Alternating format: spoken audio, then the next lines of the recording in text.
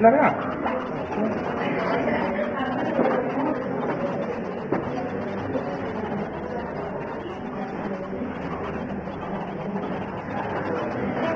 Recibimos ahora al padre Miguel Ángel Fuentes.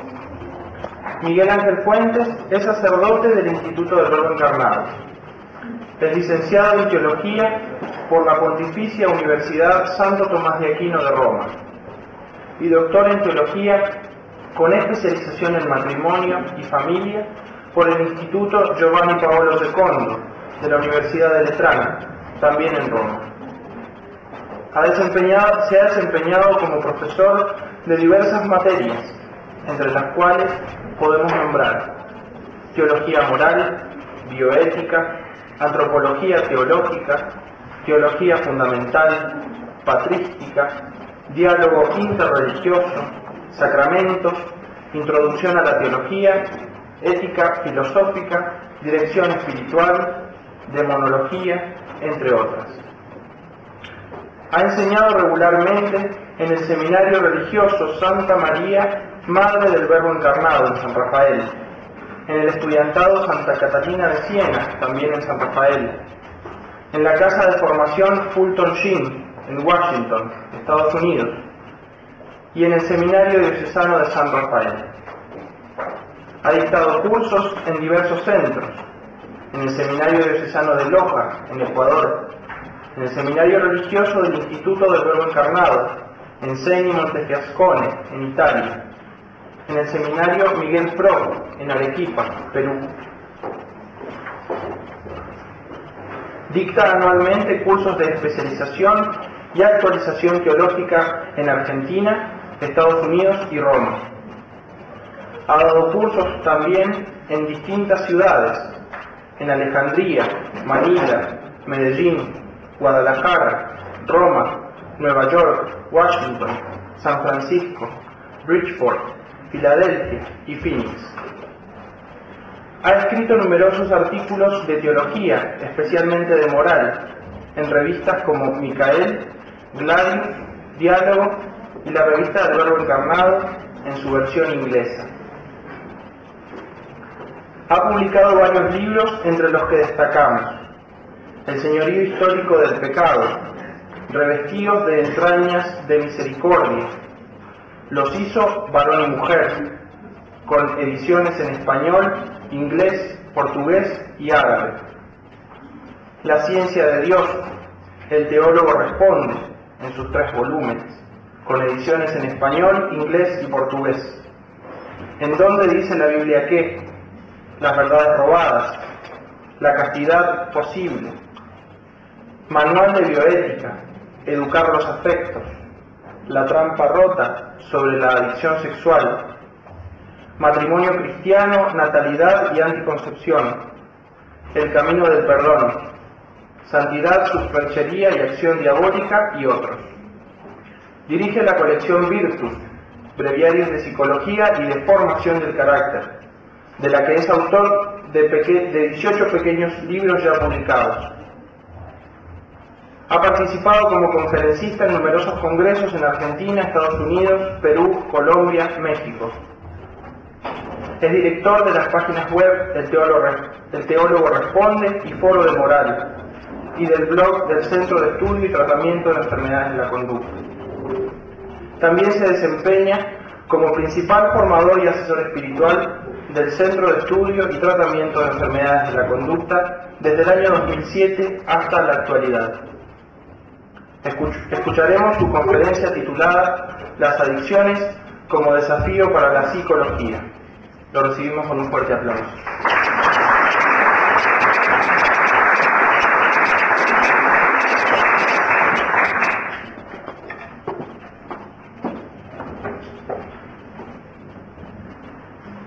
Mi tema es entonces, como fue anunciado, las adicciones, y yo pondría más que como un desafío a la psicología, que me parece a mí que tendría que ser el título si lo diera realmente un psicólogo de profesión y con mucha experiencia clínica, más bien una mirada antropológica que cae un poco más bajo el ámbito de lo que yo puedo ilustrar un poco, que es desde el punto de vista de mis estudios y también aunque ciertamente no sea psicólogo, desde la experiencia de la ayuda espiritual que vienen a pedir muchas personas con problemas de distinta índole que no son espirituales y que, llegado el caso de que uno identifique que no lo sean, se derivan a quien sea una ayuda correspondiente, el terapeuta, pero que siempre quedan vinculados y ligados, porque el trabajo sigue después como apoyo y también en la orientación espiritual que esa persona tendrá que recibir,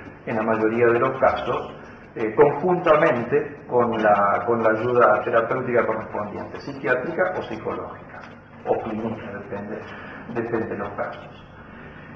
El tema que lo tratamos por una razón muy sencilla, y es el hecho de que estamos inmersos, lamentablemente, en una realidad altísimamente adictiva, un mundo de adicciones, ¿no? que es una de las tantas caras que tiene esta cultura de la muerte, como ha sido definida varias veces por el magisterio de la Iglesia. Las adicciones son uno, ciertamente, no el único, y quizás no el principal, pero uno de los grandes desafíos de la época moderna. Vivimos en un mundo con muchos millones de adictos, con muy diversas clases de adicciones a sustancias y adicciones, para quienes aceptan esta segunda realidad también, adicciones a ciertos comportamientos desordenados, con inmensos intereses económicos y políticos en mantener y ensanchar el campo de las adicciones, con muy pocas terapias eficaces para estos problemas, con escasísimos profesionales dedicados en profundidad al tema y casi sin centros de verdadera ayuda. Esto es muy diversa la situación de este último punto según los países. El nuestro quizás sea uno de los que en donde adolece más este problema, ¿no? O sea, tenemos muy pocos centros, y aún incluso si fueran muchos los centros para tratamiento, para ayuda de las distintas adicciones, nos encontramos de todos modos con dos problemas. Primero, que muchos centros no necesariamente implica que estén a la altura de la gran demanda que hay. Muchos centros pueden ser pocos en comparación con las personas que necesitan recibir ayuda. Y después tenemos el problema de qué manera se nos intenta ayudar, porque ahí, según lo que la visión antropológica que esté detrás, y moral, ¿no?, que esté implicada en la antropológica, que esté detrás de las personas que ofrecen esa ayuda, eso puede ser una ayuda o un empeoramiento de la situación, al menos bajo distintos aspectos. Solamente para dar algunos pantallazos del nivel de la seriedad del problema, quiero presentar algunas de las adicciones y algunos datos, que de todos modos, como son datos publicados por la prensa o por estudios particulares, siempre hay que tener en cuenta que uno no sabe en última instancia qué valor tienen estas cifras, pero pueden ser indicadoras.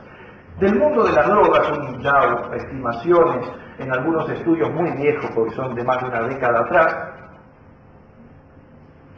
nos decían que el uso de drogas ilícitas más o menos afectaba a unos 200 millones de personas en el mundo, con distintas proporciones según el tipo de droga. La cannabis es la más usada, después todos los estimulantes de tipo anfetamínico, cocaína, opiáceos, y variando también ciertamente todo el tema de las edades. Pero ya solamente si fuera cierta esta cifra, que debe ser muy baja, ¿no?, y que lo es aún si fuera cierta, debe ser muy baja en la actualidad porque pasaron más de 10 años. Imagínense, ciertamente que el mundo no tiene la capacidad en este momento, no ha desarrollado la capacidad de ayudar a 200 millones de personas con problemas tan serios como una adicción, siempre y cuando se trate de verdadera adicción. El número, bien, un poco lo mismo que he indicado recién, los informes, de lo que se puede sacar de esos informes en limpio, es que en conjunto el problema mundial sigue extendiéndose en términos geográficos y en proporciones realmente alarmantes. O sea, va entrando en los lugares donde nunca había llegado y va creciendo tanto en esos lugares como en los otros a un grado exponencial, ¿no? El campo del alcohol, al cual se le presta muy poca atención cuando se habla a veces, al menos en ambientes no especializados como tema de la droga, pero yo recuerdo en un manual de bioética que leí ya hace como 15 años atrás, bastante serio, del profesor Lino Ciccone, cuando hablaba del tema de la droga, al tocar el tema del alcohol, él daba este dato importantísimo de Italia, más o menos de la década del 70-80, el dato que tenía, que el alcohol producía en muertes 500 veces más muertes que, por ejemplo, la heroína, para que se tenga en cuenta eso, pero como se lo ve más como un dolor, como una miseria, y no tanto con el mismo grado, digamos, de seriedad con el que se mira el problema de otras drogas, por ejemplo, en el caso de la misma heroína, se le presta menor atención, pero en los resultados finales es realmente gravísimo, ¿no? 500 veces más, ¿no? Incluso por la facilidad de acceder a este tipo de droga. Y piensen que en algunos países esto es epidémico. Por ejemplo, ciertos países del este, Rusia, países eslavos, donde estamos hablando de alcohol incluso de fabricación casera, ¿no? Y ahí es quizá en donde más grave aparece este problema. Datos de Argentina y periodísticos, por lo tanto todos para tomar con pinzas, del año 2003 indicaban que una de las cosas más llamativas con el problema del alcohol es el descenso de la edad de las personas que empiezan a consumir de manera problemática. Y en ese momento el nivel de las niñas, dice chicas, pero chica da la impresión de ser una joven, y son niñas prácticamente, ya había bajado a los 12-13 años. Algunos datos que no conservé posteriores a esto incluso habían mostrado un descenso mayor todavía, 11 años, 10 años, ya se estaban introduciendo en esto. La cantidad de consumidores en aquella época, 2003, había subido el 150% respecto de años anteriores. Estamos hablando de todo modo de casi 10 años atrás, ¿no? Piensen entonces el nivel de problema que esto significa. Y sobre todo por esto, porque los jóvenes ya hace unos 10 años atrás estaban siendo víctimas de un fenómeno que se empezó a designar como poliadicción, es decir, ya no tomaban el alcohol solamente, sino que lo que hacían eran mezclas de distintas sustancias que podían producir problemas de tipo adictivo al mismo tiempo. Por lo tanto, cuando caían en una adicción, esta no era una adicción simple, sino complicada, ¿no? Bien, otro de los problemas realmente notables a los cuales tampoco se presta mucha atención y quizá por un dato que no menor, es el tema de la adicción al juego y a la apuesta. Y digo un dato no menor, y es que para jugar y apostar hay que tener dinero. Por lo tanto, suele ser un problema que afecta a clases relativamente pudientes. Y por lo tanto también hay en esto quizá muchas veces visto como una especie de degradación, de mancha que trata de ocultarse. Cuidado, está golpeando también a cualquier persona, incluso por el hecho de que la apostaron, que sea cosas muy pequeñas, las máquinas tragamonedas y todo ese tipo de cosas, alimenta el tema de la esperanza en un mundo que se manifiesta totalmente desesperanzado. Pero a quienes afecta más seriamente es a las personas que son un poco más pudientes. Por eso que tal vez se mantiene en tanto silencio este problema, pero cada vez es más grande. Un dato de la Universidad de Chicago, no he puesto la fecha de cuándo es, pero debe ser por lo menos unos 5 o 6 años atrás, no posterior a eso, indicaba que datos de la Asociación Americana de Psiquiatría se estimaba que había 2,5 millones de adultos norteamericanos jugadores patológicos y otros 3 que deberían ser considerados problemáticos. O sea, unos 5 millones de jugadores, una enormidad, piensen. 5 veces la ciudad de Mendoza, nada más que en personas con un problema, con un solo problema gravísimo, con todas las consecuencias que tiene. Y además de eso, 15 millones de adultos norteamericanos se consideraban en riesgo de un problema con el juego. Y esto, tengan en cuenta, datos dados por una por una sociedad dentro de todo, que el nivel, cuando habla de problema, quizás está pensando en un cierto nivel donde nosotros lo hubiéramos puesto mucho más abajo, mucho antes hubiéramos dicho esta persona tiene un problema, ¿no? O sea, son quizás relativamente optimistas con el tema, y a pesar de eso se dan estas cifras que nos tienen que llamar la atención. Además, el tema de la ludopatía, que es el nombre que recibe,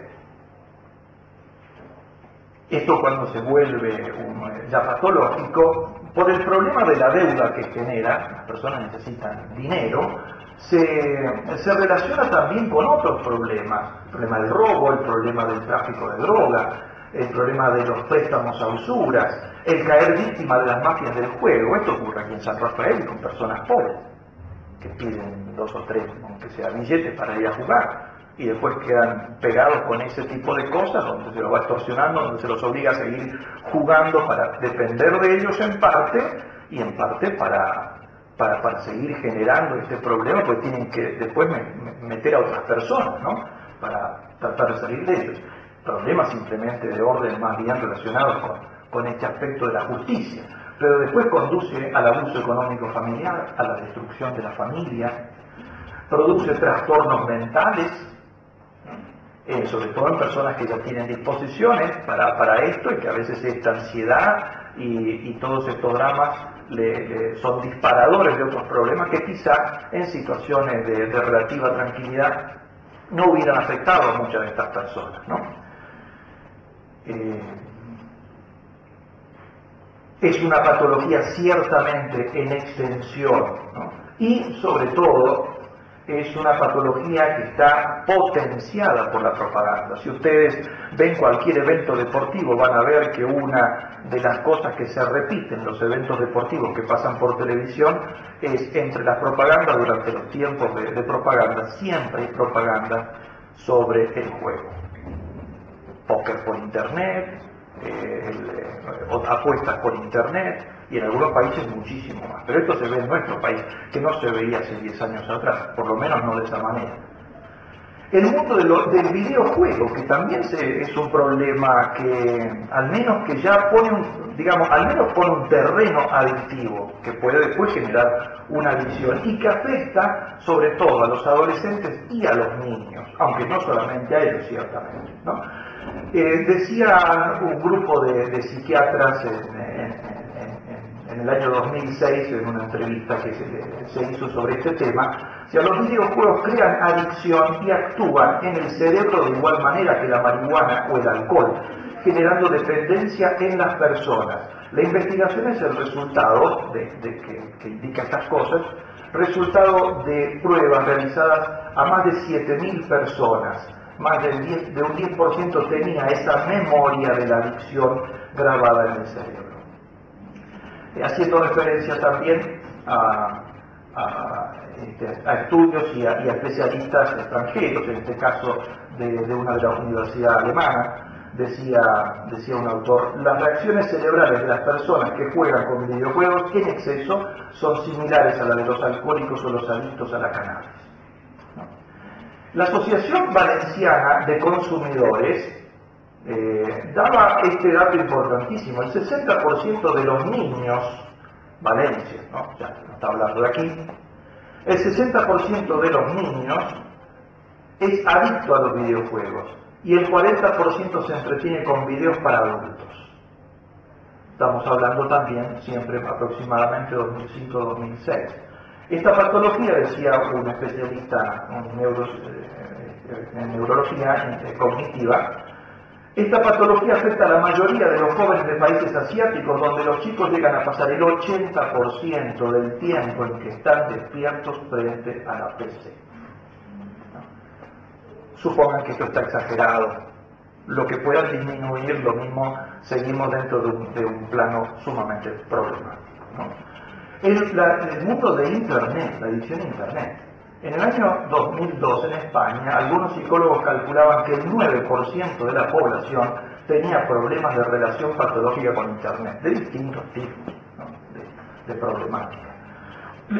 Esto golpea principalmente a los países asiáticos, por eso siempre aparecen con cierta periodicidad noticias que son realmente llamativas de casos que son singulares, pero que son casos que son de alguna manera sirven de modelo. Es lo que está pasando, no a tan grave nivel como le ha pasado a esa persona, pero sí a niveles bastante aproximados a muchos otros. Corea del Sur, un 30% de los surcoreanos de menos de 18 años, o sea, 2,5 millones, corren riesgo de padecer adicción a Internet. De estos 2.250.000 ya tienen síntomas de adicción. En Estados Unidos podría haber 9 millones de estadounidenses que corren riesgo de padecer uso patológico de la computadora. Un psiquiatra de la Universidad de Oregón. Un adolescente que reemplaza con esta actividad la relación con sus amigos y deja de asistir a la escuela puede padecer una patología. Y esto está pasando en todas partes. Añadí esto a esta presentación que ya la había hecho otra vez, el tema del mundo del celular, que también algunos ya están hablando de problemas adictivos. Hace muy poco tiempo, pero el año pasado, Larry Rosen escribió un libro que se llama iDisorder. iDisorder. De la sigla con la que Apple llama todos sus productos, ¿no? iPad, iPhone. Entonces, un problema de adicción a esto, que por supuesto no es el problema con la marca, ¿no? Sino que es trasciende eso, se refiere a otra cosa, ¿no? Hay trastorno, ¿no? O adicción al teléfono. Es el trastorno causado precisamente por esa relación, ¿no? De dependencia, ¿no? Es una enfermedad de la conexión, lo han llamado, enfermedad de la conexión, jóvenes que se conectan en promedio cada 15 minutos. Se quiso hacer este estudio en 2 universidades norteamericanas el anteaño pasado, de ver qué sintomatología desarrollaban los jóvenes que pasaban 24 horas sin estar conectados con su computadora o su teléfono. En las 2 universidades no hubo voluntarios. Así que el resultado fue cero. No se ofrecieron voluntarios para estar 24 horas. Pero lo interesante fue que por lo menos sí fueron juntando los motivos. Bueno, pero ¿por qué? Yo no puedo vivir sin esto. No puedo vivir, ¿no? Se comunican vía teléfono, incluso estando juntos. Por eso la famosa conferencia que está girando por todas partes, muy buena, se las recomiendo, de Sheryl Starkle. Es una psicóloga que hace 15 años atrás escribió un libro diciendo, con su tesis era que ella calculaba que el tema de las conexiones, sobre todo por celular, iba a producir una mejoría en las relaciones entre las personas, y ahora ella está presentando en esta conferencia muy buena su nuevo libro donde dice en realidad lo que ocurrió es todo lo contrario. Por eso el libro se llama muy sugestivamente Alone Together, juntos solos. Ya están juntos, pero las personas viven en soledad. 2 o 3 personas, ¿no?, que estando juntos, ellos sin embargo la única relación que establecen es con su teléfono. Y mostraba en los estudios que ella ha hecho en distintas universidades, en distintos centros, durante durante estos 15 años, donde las personas no pueden estar sin conectarse, dice, ni siquiera, ya no existe el ambiente sagrado. Y mostraba fotos de personas conectándose durante los funerales, durante la misa. No pueden estar. Hay lugares, nosotros lamentablemente no tenemos esa tecnología, al menos no la tenemos accesible económicamente, pero lugares en Europa, por ejemplo, donde las iglesias se han instalado equipos que anulan las señales dentro de la iglesia, pues si no es absolutamente imposible. La gente sigue conectándose, suena el celular y lo atienden, lo peor de todo, porque alguno se puede olvidar, eso nos pasa a todos, ¿no? Le pasó al párroco justamente de una de las iglesias estas, y lo estaban poniendo a él, habían dicho apaguen los celulares, todo, y en medio de la misa empezó a sonar el celular.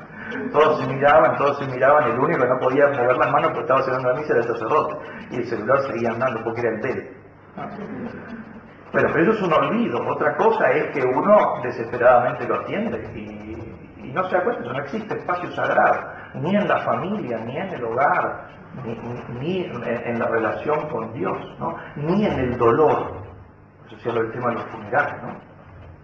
Muchos sienten que al comunicarse viven, decía esta psicóloga, ¿no? Sheryl Taylor. Es muy interesante esta expresión. Dice, ¿por qué? Muchos se sienten vivir, por eso dice, me conecto, por lo tanto vivo. Dice, ese es el pensamiento de la persona media, donde estamos incluyendo no solo los adolescentes, sino grandes y profesionales de todo tipo, empresarios, ¿no? Esto les da esperanza, ¿no? Prefieren textear antes que hablar, el tema del mensaje. Y muy interesante los estudios, ¿por qué? Esto sacado de lo que le decían sus pacientes, ¿no? Los motivos principales, la capacidad de esconderse. Porque de esa manera yo no me presento como soy, sino como quiero que vean que soy. Y después por el tema, digamos, de la dificultad que ha desarrollado la persona para la conversación, en la relación humana, ¿no? Evidentemente, piensen, esto afecta a todo el nivel. Una persona que no puede comunicarse con otra no puede rezar, ¿no? Dios es una persona, o sea, no tiene relación personal con nadie, y muchas veces ni consigo mismo. El mundo del sexo, uno de los problemas adictivos, pero que decía justamente para quienes aceptan la extensión del concepto de adicción también a los comportamientos. Algunos lo niegan, entonces no aceptan que se hable de adicción en el campo de la sexualidad. Algunos datos, que estos sí eran bastante serios, pero son viejos, son hasta el año 87, pero para que tengan una idea de cómo creció a nivel exponencial el problema del uso indebido de la sexualidad. Es un estudio sobre la promiscuidad entre adolescentes. Año 1955, los adolescentes de 15 años tenían problemas de promiscuidad en un 2,5%. Para el año 1987 se calculaba en un cerca del 30% de adolescentes con este problema. Estamos en el 2012. Piensen que desde el 2000 en adelante, incluso el nivel de velocidad y de crecimiento exponencial, de crecimiento de esto, no es el mismo. Aquí en 1900, yo hice mi tesis doctoral en 1985 y 86, mi licenciatura, y la tuve que hacer con una máquina de escribir, porque simplemente nadie tenía una computadora. No existía Internet, que es uno de los grandes disparadores de este problema. Pero fíjense el nivel de crecimiento, ¿no? Entre los de 16 años, el 7,5, en el 55 tenía problemas, en el 87 el 33, los de 17 años pasaron del 14% al 50%. Estos datos son en Estados Unidos, ¿no? Los de 18 años pasaron del 23% al 70%, con problemas, distintos tipos de problemas. O sea, promiscuidad, uso excesivo, por supuesto, desordenado en estos muchachos. No piensen que ningún otro chico está casado, ¿no? Y el problema que se ha disparado con el tema de Internet, estos son algunos datos viejos, que lo tomo de uno de los principales estudiosos del problema, que Patrick Carnes, que fue el que incluso acuñó este término de adicción sexual. O sea, él empieza a usarlo en la literatura, es autor de varios libros sobre el tema. Este es un libro escrito en conjunto con otros psiquiatras que analizan el problema del impacto de Internet sobre el tema de la sexualidad y sobre el uso adictivo del sexo. En el año 1999, ¿no?, se contabilizaban cerca de 20 millones de visitantes mensuales en las 5 páginas principales pornográficas pagadas. O sea que hay que pagar. 20 millones estamos hablando, vuelvo a insistir, ¿no?, de visitantes mensuales. 20 millones. Unos 100 millones, el número exacto, 98.527.000 y tantos, ¿no?, en las 5 principales páginas pornográficas gratuitas, ¿no? Pero tengan en cuenta eso, al mismo tiempo, cerca del año 2000, se añadían 200 páginas pornográficas relacionadas con el sexo diariamente. Estamos hablando de 5 páginas y 5 páginas, ¿no? Un grado casi cero, ¿no? de la cantidad que había, más todo lo que se añadía, ¿no? Estos visitantes, no todos los visitantes son adictos ni tienen un problema moral si se quiere, pero el grado, digamos, de adicción que puede generar esto en la cantidad de personas, eso es evidentemente que es notable. En el año 2001 se calculaba que en Estados Unidos el 6% de los 148 millones de usuarios de Internet tenía problemas de compulsión sexual. Es decir, 9 millones de personas y unos 15 millones mostraban signos iniciales de compulsión sexual, ¿no? Estamos hablando de 10 millones de personas. 10 millones de personas, el 25% de la Argentina, en un solo país. Sexo adictivo que es muy amplio según los estudiosos, ellos no estamos hablando, hemos mencionado un solo caso, que es el caso de entrada por internet, son distintos tipos, digamos, de uso indebido de la sexualidad, pero hay otros a los cuales también se puede presentar problemas de adicción. Se habla generalmente de tres: la adicción al romance, el donjuanismo, este segundo tipo de adicción que no se le encuentra un nombre adecuado, ¿no? Las relaciones destructivas de parejas, unas personas que pasan de una a otra, no pueden por problemas realmente de orden patológico, no por un simple fracaso de pareja, pero no se habla, esto no es matrimonio, ¿no? Y la adicción al sexo propiamente dicho, dentro del cual se va a encuadrar más lo que mencioné recién, que es distintos tipos y distintos niveles: a la lujuria solitaria, masturbación y pornografía; al sexo con otras personas pero sin fines de lucro; al sexo incluso mercantilizado, sea para ser pagados o pagando; a los comportamientos homosexuales, que realmente se los saca aparte con un problema del todo particular, pero entre los cuales se desarrolla un gran nivel de adicción. No todo homosexual ciertamente practica su homosexualidad, ni todos los que practican son adictos, pero entre los que practican hay un gran nivel que cae ya directamente en un uso adictivo.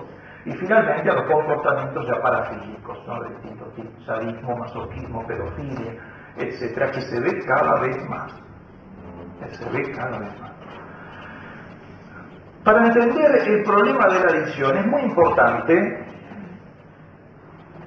que nos demos cuenta del problema de las dependencias en general y que no subestimemos el problema de dependencia, ¿no?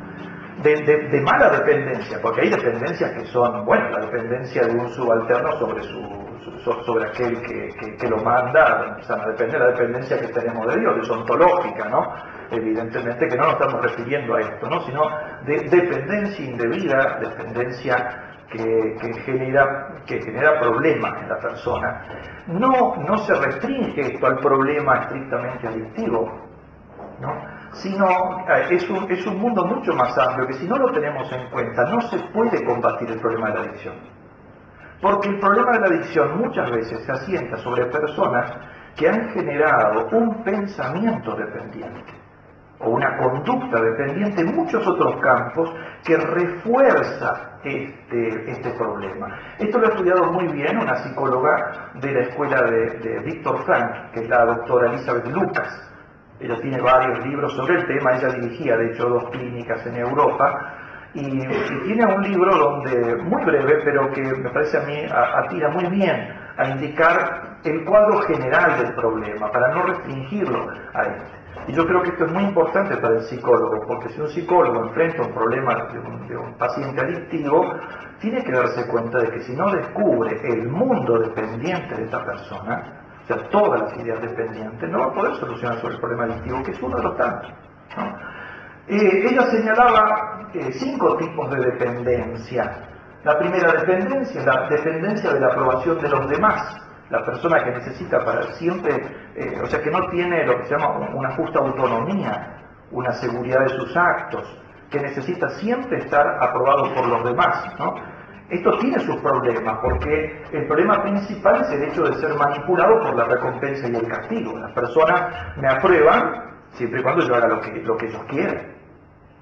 No me van a probar si obro bien, eso me va a probar el que me ama, me va a probar si obro bien, ¿no? Pero los demás no.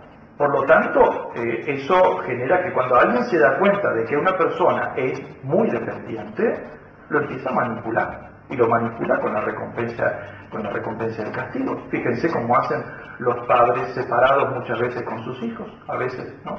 Sin darse cuenta. Ellos, si quieren venir con ellos, les regalan cosas, que el otro está compitiendo, porque a veces, bueno, es lógico, es una competencia por el afecto del hijo que tiene miedo de perder, afectivamente, ¿se entiende? Pero eso genera personas que van siendo manipuladas por ese tipo. Y si alguien no tiene justa autonomía, esto puede presentarse en otro orden de cosas, incluso con recompensas y castigos que son ilícitos, ¿no? Segundo lugar, la dependencia semejante a la anterior, pero dependencia respecto de alguna persona determinada. El anterior era dependencia general, hay personas que son dependientes siempre, o sea, alguien los tiene que estar aprobando para que se sientan tranquilos, seguros, ¿no? O se deprimen si ven que sus comportamientos causan tristeza, reacción, ¿no? Que lo aíslan. Hay otras personas que no llegan a hacer eso con la generalidad de las personas, pero sí dependen de alguien en concreto, ¿no? Esto es muy parecido a lo que se da en otro nivel, ya los coadictos o codependencia también, ¿no? En el nivel justamente de la adicción. Pero hay algunas personas que respecto de alguien en concreto, sí, su vida depende, no importa lo que digan los demás, pero no, lo que no puedo es sentirme aislado o abandonado o reprobado por determinada persona. Esto es lo que suele ocurrir, por ejemplo, en los que terminan metidos en una secta. Hay una cierta dependencia particular respecto del líder, ¿no? Que sabe manejar ese tipo de cosas. Quizá esa persona, como digo, no tiene ningún problema con otros, a diferencia del primero. En tercer lugar, la dependencia social y cultural, que la doctora Lucas lo toma un poco de la terminología freudiana, ¿no? Un poco, pero que yo creo que es válido señalarlo. Existe una dependencia social y cultural, la que ha hecho la propaganda. O sea, nosotros para sentirnos bien tenemos que estar vestidos como la moda dice que hay que estar vestido, que la moda dice que ser lindo es ir así, ser moderno es obrar así, y etcétera, todo lo que se puede añadir en esto. Y eso es una dependencia. Hay personas que no son sanamente independientes de las modas, de los criterios de pensamiento, y el mundo los maneja como se les da la gana en ese sentido. En cuarto lugar, tenemos la dependencia que afecta más a las adicciones. Es la dependencia de los propios caprichos lo alteré. En quinto lugar es eso. Pero en cuarto lugar puse lo que la doctora Lucas pone en último lugar, pero lo puse porque me pareció interesante. Y es esto, dice, hay una dependencia que tampoco hay que minimizar. Y es la dependencia de los propios caprichos y límites. Ella no lo llama así, le pone otro nombre, pero como es difícil de entender esto, ella pone un ejemplo que creo que es muy claro. Dice, por ejemplo, la persona, el esposo y la esposa que se pelean. Y se dan cuenta, por ejemplo, la esposa se da cuenta de que esta situación está mal, no podemos seguir así. Entonces, ella se da cuenta de que hay que dar un paso para solucionar la cosa, pero como la culpa no la tuvo toda ella, se dice interiormente, bueno, yo le voy a pedir perdón, pero si él reconoce que también tuvo la culpa. Parece una cosa muy sencilla, muy común, y es lo que uno ve en la mayoría de los casos. Y ella dice, eso es una dependencia. Una dependencia de un capricho, una dependencia de un pensamiento que es dañino. ¿Hace falta dar el paso? ¿Hace falta humillarse? ¿Hace falta humillarse en algún momento? Aplíquenlo a cualquier otra cosa, ¿no?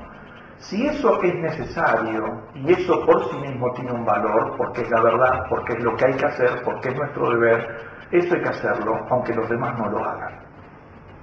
Lamentablemente, yo creo que esto es una de las cosas que nos afecta mucho, por ejemplo, a nosotros, los argentinos. Hay que jugarse, bueno, sí, pero me juego yo, quedo solo. Hoy sigo haciendo mal. Si hay que hacerlo, hay que hacerlo. Si uno tiene que dar la cara, tiene que dar la cara. Ninguna gesta histórica de la humanidad se ha hecho con el montón, ¿no? Nada, ¿no? Como uno puede ver, basta con releer la Ilíada, la Odisea o la Eneida, ¿no? Es siempre obra de personas que ellos son los que dan el paso al frente. los demás lo siguen. Pero si ese también dice, bueno, yo voy, pero si los demás van, nadie va. Y es un problema de dependencia, es decir, es un problema de falta de libertad. Todos estos problemas que estamos mencionando son problemas de falta de perfecta libertad, que están en el fondo de las adicciones de forma mucho más grave. En último lugar, puse justamente entonces esa dependencia, que es la que genera problemas adictivos, que es la dependencia de los propios estados anímicos, de la necesidad de sentirse bien y la necesidad de no sentirse mal. La persona que tiene esta necesidad, siempre las circunstancias de la vida le van a presentar, accidentalmente o no accidentalmente, un camino donde puede alcanzar ese estado de felicidad de manera casi instantánea, o esa huida del dolor de manera casi instantánea. A veces lo descubren por casualidad. Esa persona tiene otro camino para llegar a ese estado. Es un camino difícil, es un camino de sacrificio, es un camino donde implica renunciar muchas veces a muchas cosas, pero de pronto descubrió que si yo, en vez de hacer todo esto, trato de asumir el dolor, trato de ver todo lo que puedo hacer con esto, trato de darme cuenta que la vida es así, etcétera, trato de elevar, de ofrecer esto, trato de encontrar un motivo por el cual luchar. Si en vez de hacer todo esto, voy a la heladera, saco la cerveza que está puesta en la puerta de la heladera, me la tomo, consigo lo mismo, más rápido, dura poco quizá, pero es en este momento lo único que yo quiero es sacarme esto de la cabeza, y eso es mucho más rápido. Con eso, con la droga, es literalmente un cortocircuito, en vez de ser un circuito largo para llegar a hacer lo que uno tiene que hacer. Por supuesto lo va a conseguir en otro nivel, psicoespiritual o espiritual, va a conseguir esa solución a su problema, no quizá el problema físico, ¿no? En vez de hacer eso, lo puedo solucionar con un circuito sumamente corto y directo. Y esto lo hace una y otra vez, y eso genera ya después genera un circuito ya adictivo, ¿no? En todo caso, lo que hay que señalar es, para cualquiera de todas estas, antes de ser esclavo de una sustancia o de un comportamiento, esta adicción a la que nos hemos referido como la propiamente dicha, el adicto es esclavo de un juicio injusto y falso, el juzgar el bien y el mal de manera emotiva y no racional. Pues eso es el tercero, ¿no? Esto último que mencionábamos, ¿no? De considerar la necesidad de sentirse bien. Detrás de eso hay un juicio diciendo que eso es bueno en sí mismo y el dolor que está sintiendo es malo en sí mismo. Eso es un juicio falso.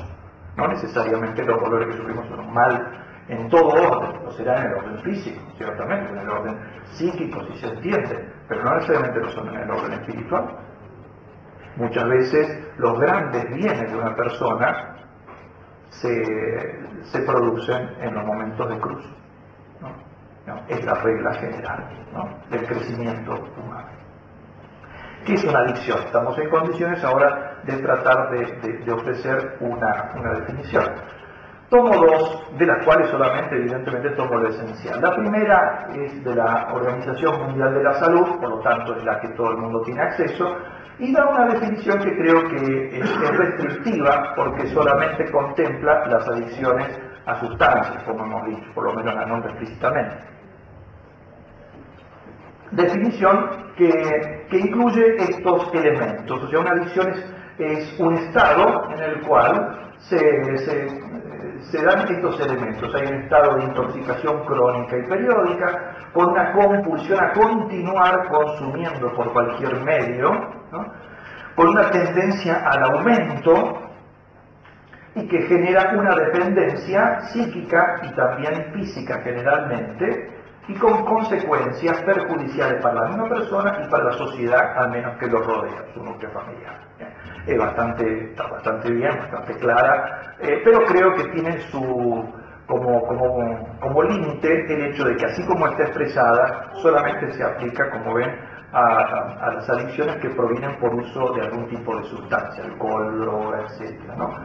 En cambio, esta segunda descripción, que es parecida, es más amplia y se aplica más a las adicciones, a comportamientos. Es la que da el padre John Harvey.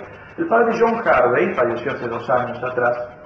ha sido quizá el especialista más grande que ha habido en Estados Unidos sobre el problema de la homosexualidad.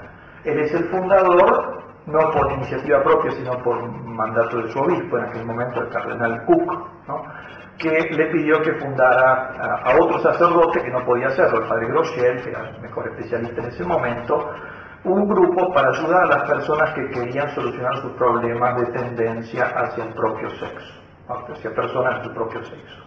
No lo pudo y él lo propuso al padre Harvey, que era un buen profesor en ese momento sobre moral y otros temas más, psicología, y él funda este grupo que se llama Courage, ¿no?, coraje, valor, ¿no?, y que así es el único que ha estado hasta ahora reconocido como algo católico por la Congregación para la Doctrina de la Fe. Porque en estos temas, como decía antes, puede haber muchos grupos, centros de atención, pero hay que ver qué es lo que se enseña detrás. O sea, doctrina garantizada católica, la Iglesia solamente, hay muchos que tienen evidentemente una doctrina correcta, pero solamente lo ha asegurado de este grupo. Bueno, el padre en uno de sus libros, bastante importante, él da esta definición.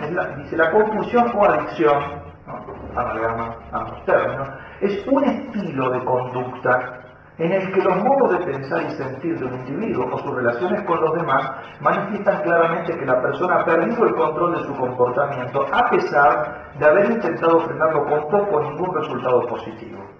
Todos los elementos son importantes, porque si no se da alguno, no estamos ante, por lo menos, lo que él considera una adicción. Por lo tanto, entonces, esa conducta, sexo, juego, compras, etc., ¿no?, es un estilo de conducta, es un modo de vida, se refiere. O sea, quiere decir que este problema no afecta a una sola esfera de nuestra personalidad, sino que va invadiendo todas. Un estilo de vida, ¿no?, hasta en los modos de pensar, que se caracteriza por la pérdida del control del comportamiento. O sea, la persona no es dueña de su comportamiento. Ya lo era antes de cruzar ciertas barreras, quizás, ¿no? Ya ha perdido el control. Pero no solamente para que se pueda hablar de una adicción, basta con constatar la pérdida del control, sino que esto se puede decir que realmente la pérdida es total después de que la persona ya intentó controlarlo repetidas veces, fallando en todas. A pesar de que esto no quiere decir que la persona reconozca que no puede controlarlo, ¿no? Quizás sigue pensando, bueno, que esta vez porque no acerté con el método justo, pero ya voy a encontrar el método. Esto, cuando yo me lo propongo, los adictos siempre piensan así. No pasa que en realidad no me lo había propuesto en serio. Cuando yo me lo propongo en serio, yo termino con esto. Lo cual es una cosa falsa. De hecho, todas las veces que lo intentan, por lo general, salvo excepciones muy grandes, generalmente fracasarán. Y se manifiesta en modos de pensar, o esto se afecta a toda la esfera del pensamiento, se vuelve adictiva, en modos de sentir y en las relaciones con los demás, ¿no? El tema de la aplicación de esto al sexo, adicción, para hablar de adicción sexual, ha sido muy contestada, sobre todo por las líneas más bien de orden freudiano, que al contrario, o sea, justamente no puede haber un problema con el uso de la sexualidad, ¿no?, por lo menos en ciertas escuelas, ¿no?, freudianas y neofreudianas. De todos modos, un muy buen psiquiatra norteamericano, el doctor Fitzgibbons, ¿no?, que ha trabajado mucho con este tema y desde una perspectiva católica, él señalaba ya en el mismo libro del padre Harvey, él escribe uno de los estudios de ese libro en conjunto dirigido por Harvey, donde señala de que si hoy en día prácticamente no se puede negar, por lo menos desde su punto de vista, no se puede negar que esto sea sujeto, el problema de la sexualidad desordenada, sujeto de un comportamiento realmente adictivo. En todos los casos de adicción, a cualquiera se trate, se ven en él dos fenómenos que creo que es importante identificar y distinguir para saber dónde es que uno puede comenzar el trabajo, porque con un adicto es una persona que, como vimos recién, el compromiso es tan grande y afecta a todas las facultades que el problema es por dónde se empieza y si se puede empezar. Para eso entonces hay que tener en cuenta los dos fenómenos que se dan. El primer fenómeno, que es el primero simplemente fenomenológicamente, porque es lo que yo observo y lo que él observa desde afuera, es lo que se llama el ciclo adictivo. El adicto es una persona que de pronto, por algún desencadenante X, vio algo, se le ocurrió una idea, se le metió una idea en la cabeza, no sabe cómo ni por qué, por algún motivo, por un estado anímico, muchísimas veces, de tristeza, de angustia o de ansiedad, ¿no?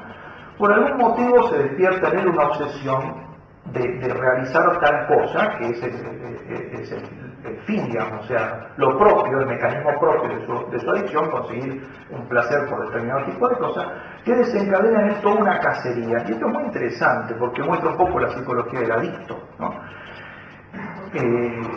Una de las cosas que más se va desarrollando a medida que se desarrolla una adicción en un adicto es este tema, el tema de lo que algunos han llamado, tomé el nombre de uno de los tantos estudios, lo han llamado cacería, otros lo llaman ritual, y es el tema de todos los procesos que son casi siempre iguales, de todos los pasos que dan para alcanzar el placer.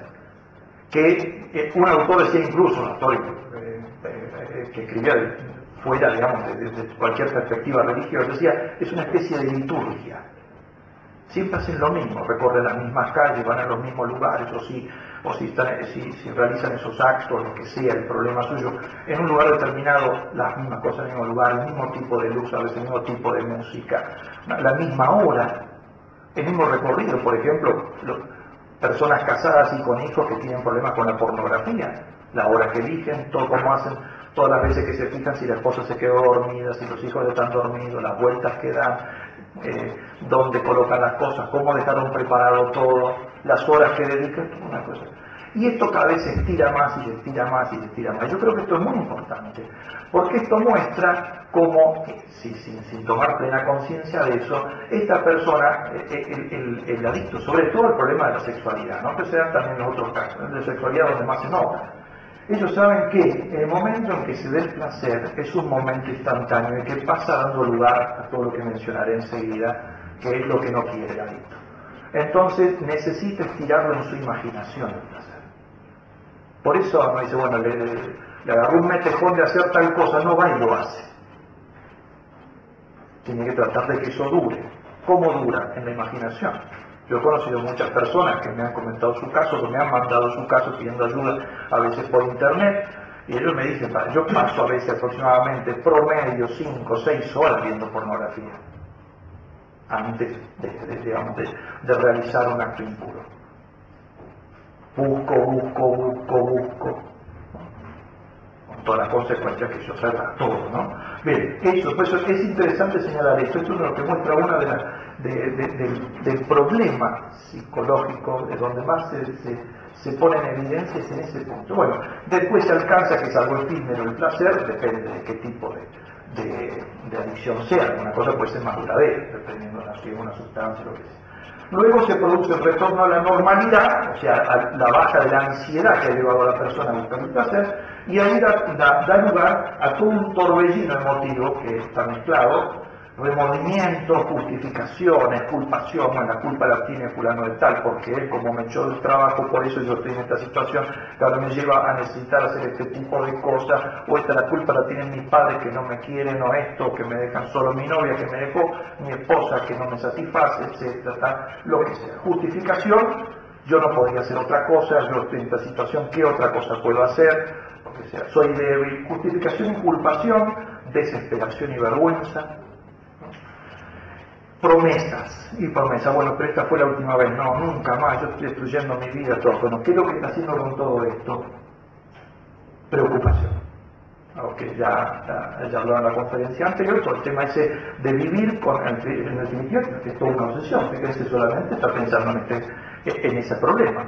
Lo cual, esa obsesión, el estar obsesionado con su problema, incluso hasta haciendo promesa de no hacerlo nunca más, es lo que hace que esté en un estado de ansiedad y de angustia tal que necesita salir de la angustia. Ahora bien, un adicto, ¿qué camino es el que aprendió a hacer para salir de la angustia? El acto que lo lleva a empezar de vuelta.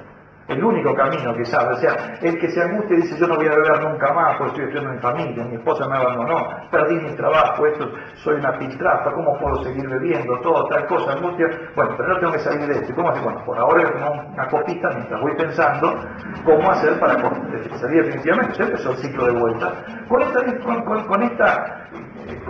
esta realidad de sentido común. Si yo empiezo a dar vueltas siempre en el mismo lugar, ¿qué es lo que pasa? Hago un pozo, o sea, El ciclo cada vez que se repite no me deja en el mismo nivel, yo me voy hundiendo cada vez más, bajo distintos aspectos psicológicos, físicos, etc. Bien, esto es lo que nosotros vemos, pero debajo de esto hay otra cosa, que es la más importante, que es la que ha desencadenado esto y que lo vamos a llamar simplemente sistema adictivo, como ustedes quieran llamarlo también, ¿no? Sistema, cultura adictiva, lo que sea, y que también es una especie de ciclo que comienza en un sistema de pensamiento que es potencialmente adictivo, por decirlo de alguna manera, ¿no? O sea, la persona se ha convencido, por los motivos que sean, porque mala educación, porque lo ha recibido así, porque él ha ido cambiando en la vida, porque sus experiencias lo han llevado a formular determinados tipos de afirmaciones, o porque, aún todavía sosteniendo cosas reales en el plano abstracto, después en la práctica eso no coincide con otros pensamientos que se van formando en la cabeza, toda una serie de principios erróneos. Por ejemplo, pues el ateísmo, Dios no existe, no hay vida eterna. La única vida es esta, la felicidad es imposible. O simplemente el amor es imposible. No existen cosas estables. Todo lo que ustedes quieran. Una serie, lo que se caracteriza esto que son también principios de orden universal, ¿no? Lo cual da inmediatamente, por supuesto, paso a eso, a formularlo en juicios personales. Si yo pienso que no es posible el amor, el juicio después, a mí, aplicado a mí, es a mí, ¿quién me puede querer? Si Dios no existe, yo no tengo posibilidad de establecer relación con nadie que sea trascendente. Si no hay vida eterna, a mí se me acaba todo esto acá. Esta es la única vida que tengo, ¿cierto? Esos se llaman, en todo caso, para distinguirlo del anterior, juicios personales, dañinos, que a la persona la van realmente destruyendo, ¿no? Esos juicios repetidos, que es lo que hace la mayoría de las personas. Ayer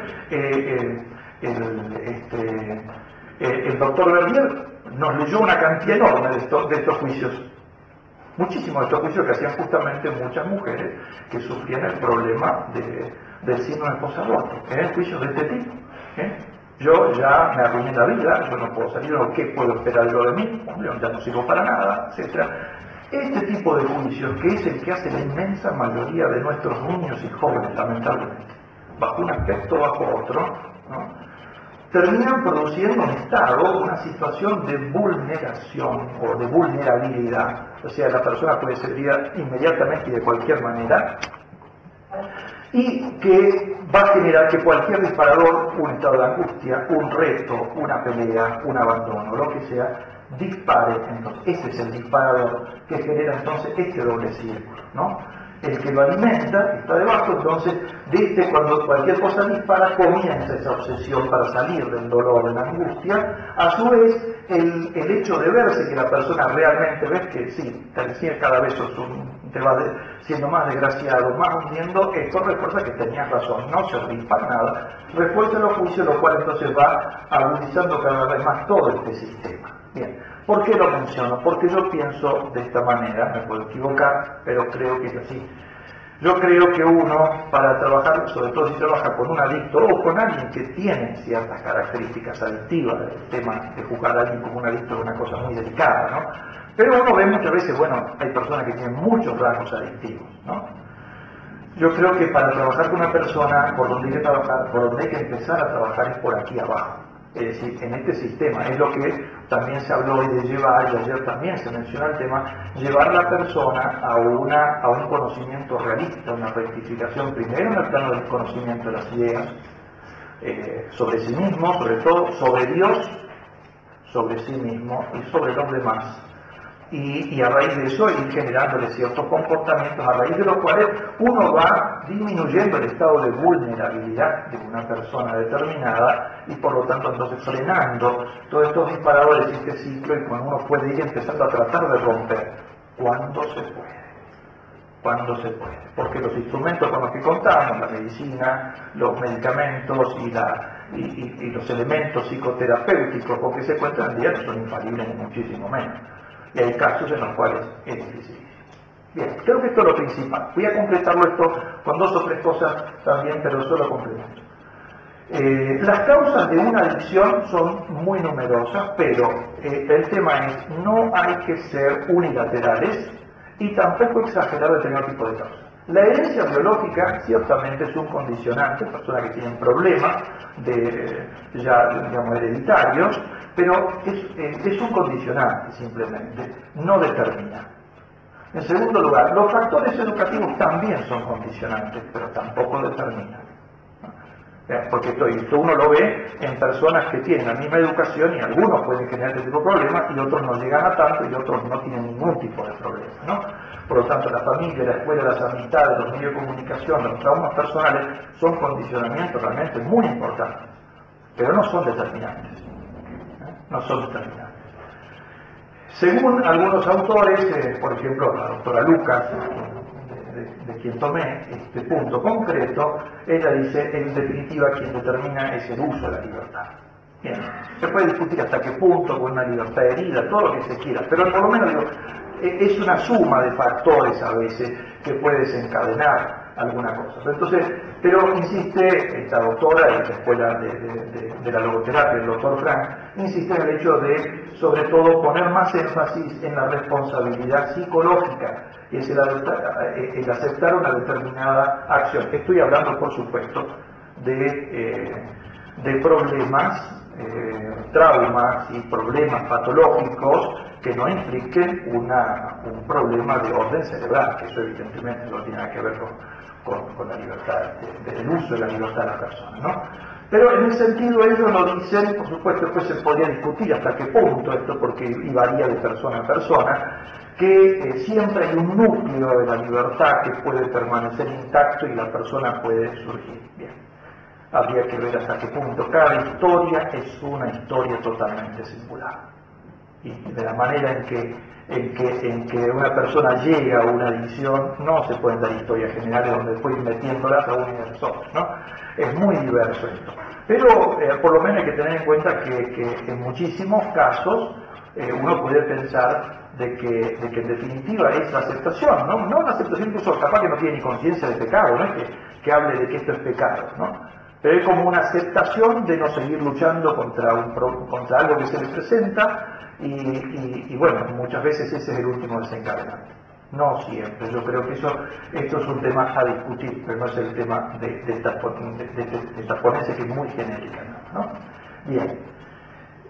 La adicción va creciendo progresivamente y esto hay que tenerlo en cuenta, nunca es una cosa que se detiene, sino que normalmente se puede detener accidentalmente por temores, miedos, como pasó por ejemplo cuando salió todo el problema del SIDA, muchos homosexuales que eran adictos a su comportamiento por el miedo a contagiarse provisoriamente, bueno, de pronto empezaron a tener un comportamiento un poco más estable, incluso hasta absteniéndose de cualquier tipo de relación homosexual, pero eso duró muy poco, ¿no?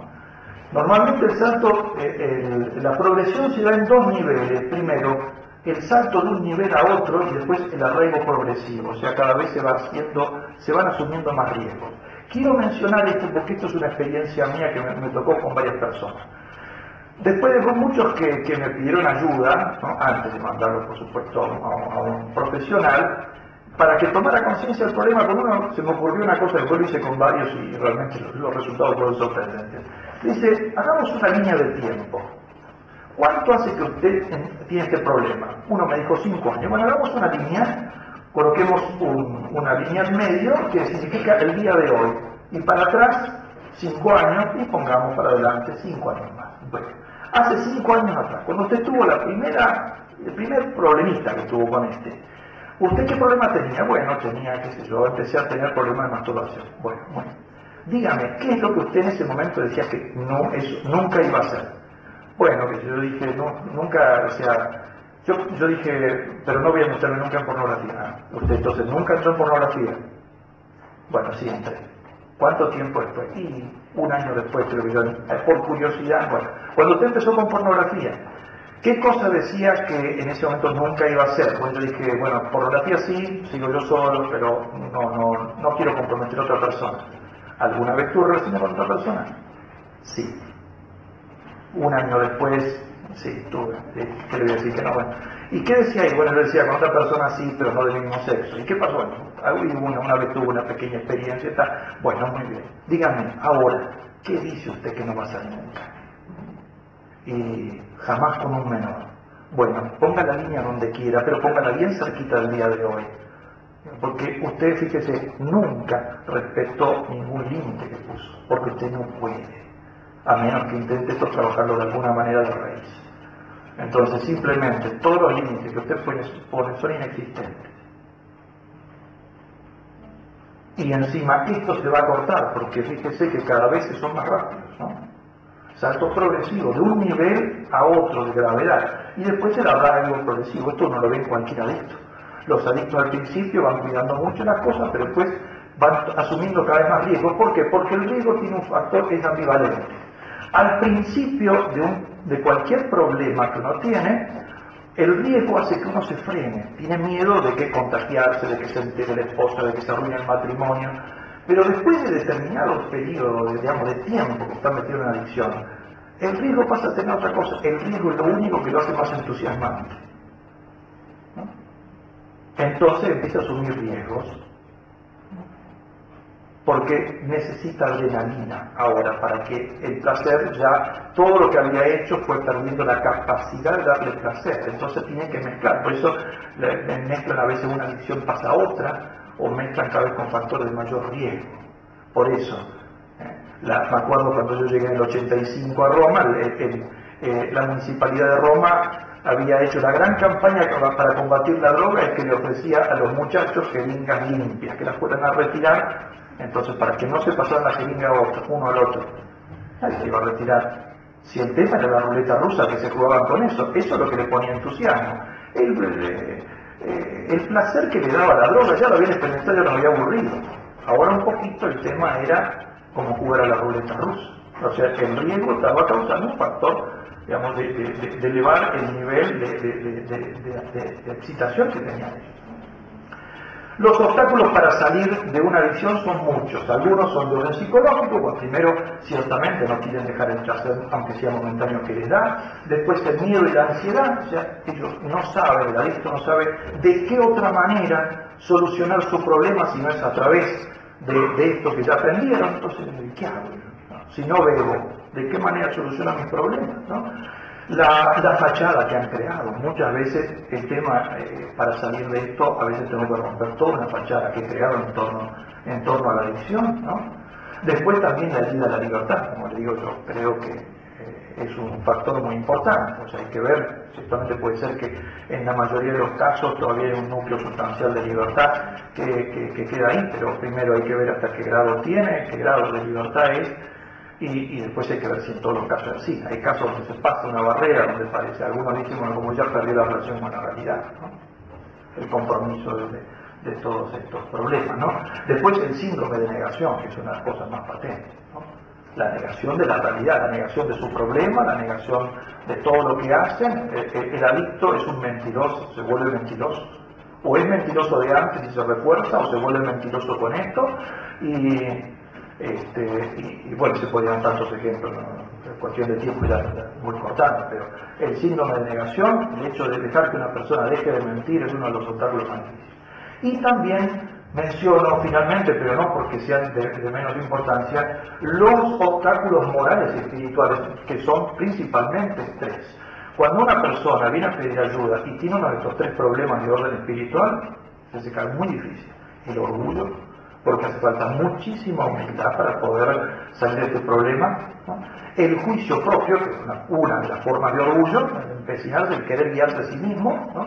El tema del juicio propio y la superficialidad. Una persona superficial es dificilísimo hacerle entender el problema, hacerle entender la necesidad de las renuncias que va a tener que implicar y todo esto. Entonces, hay muchas veces yo lo que, desde el punto de vista espiritual, pues esto ya entra más en mi incumbencia, muchas veces lo que yo aporto es tratando de trabajar en estos planos, que muchas veces son los que permiten que después haga lo que tiene que hacer en los otros planos que son más propios de terapia, ¿no? Las consecuencias son de todo orden: físicas, envejecimiento prematuro.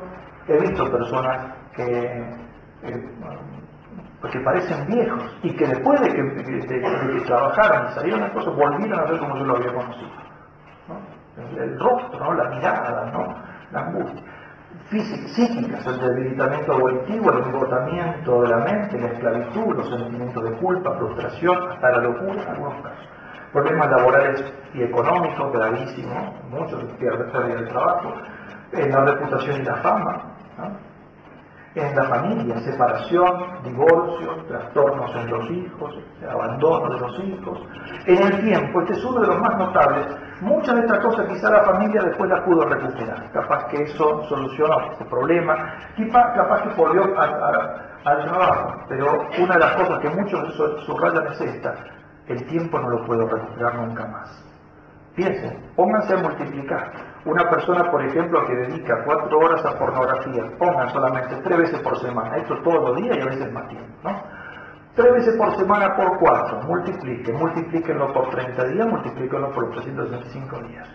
Más o menos le va a dar aproximadamente que una persona de los 12 meses del año pasó un año entero dedicado a esta actividad.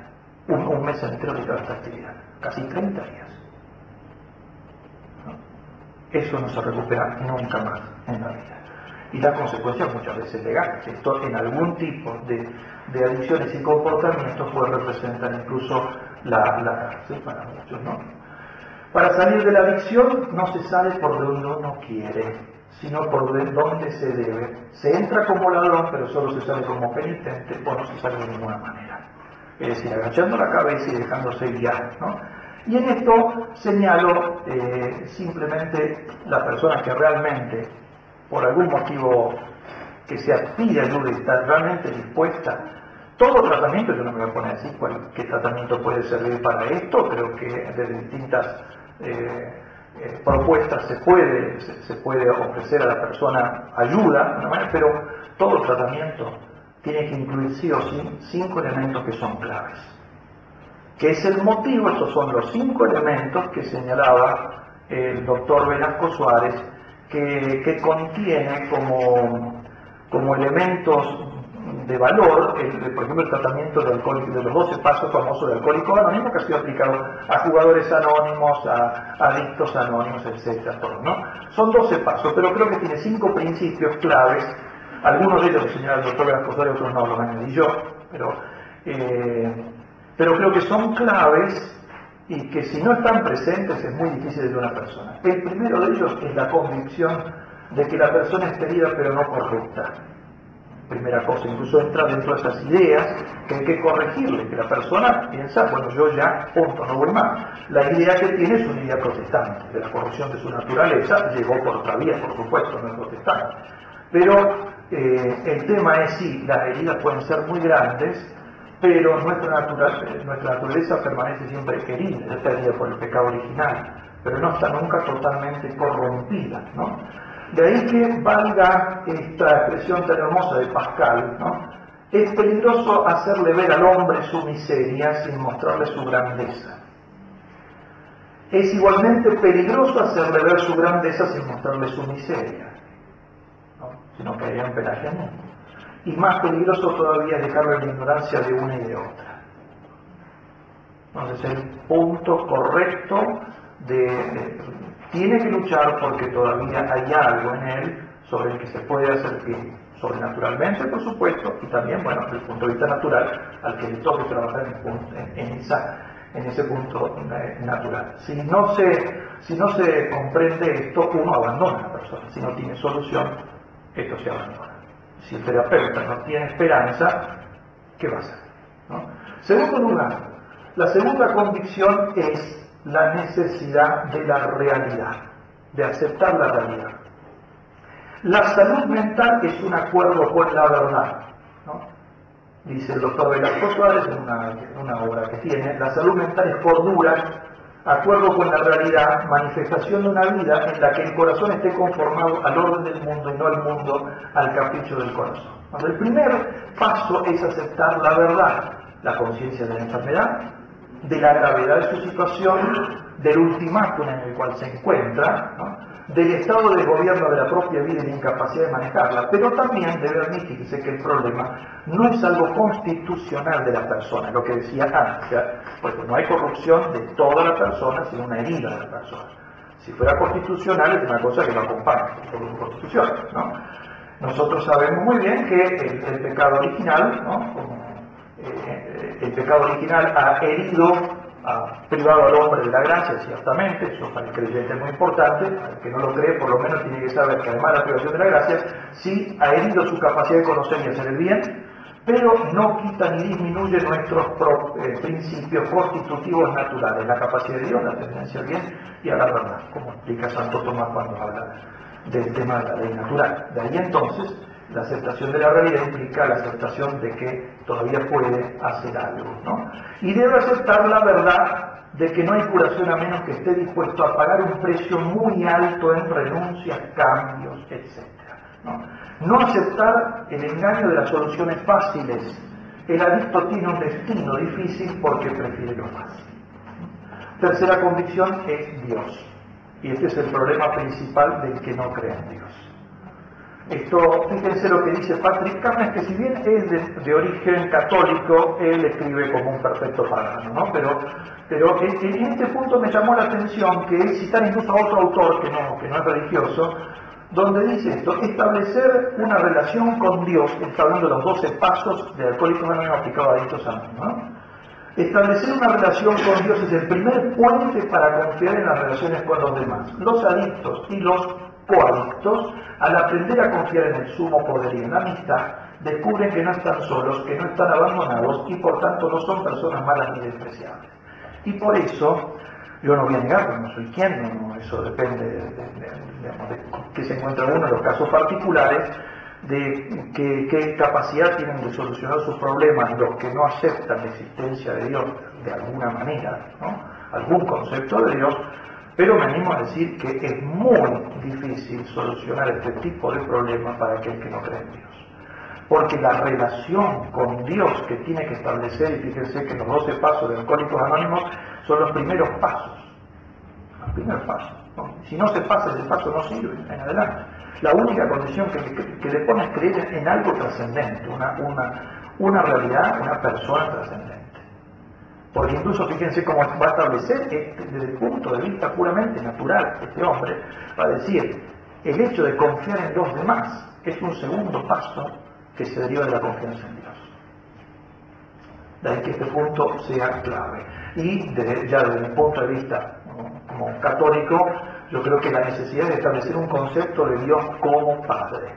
En ese sistema que mencioné antes, que está por debajo, que tiene tantas ideas erróneas, la principal, que creo que la que más daño hace y que destruye todo el sistema de conciencia de la persona, es que incluso a veces creyendo en Dios no lo puede entender como Padre.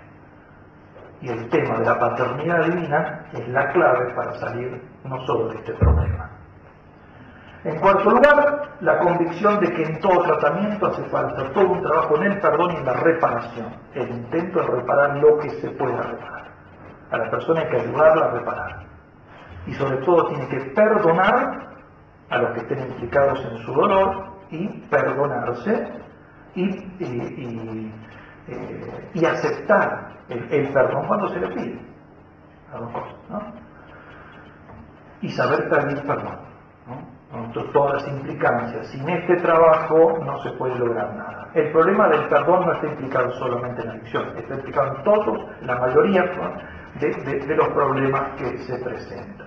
Y por último, la convicción de que implica todo un cambio, una reforma de vida.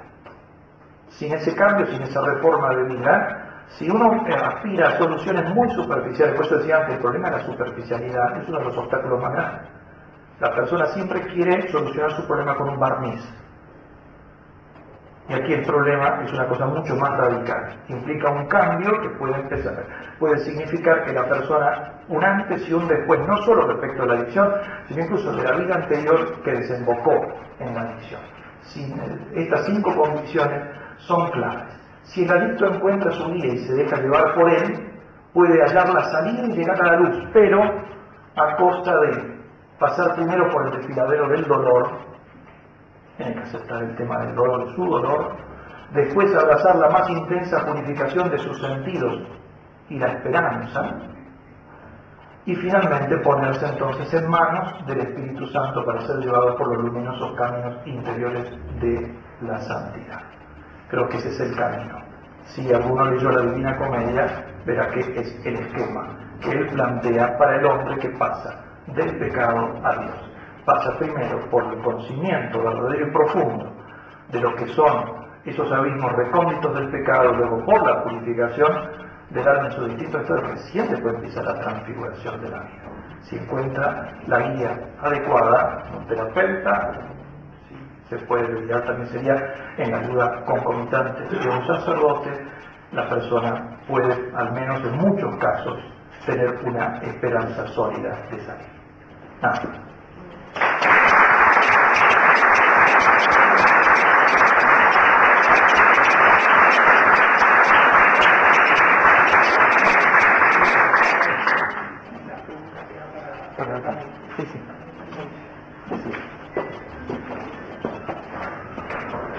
Bueno, las preguntas que quieran hacer para la conferencia de ahora, para el Padre Fuentes, las van a poder realizar en el panel de esta tarde. Ya se nos ha hecho bastante, nos ha ido el tiempo.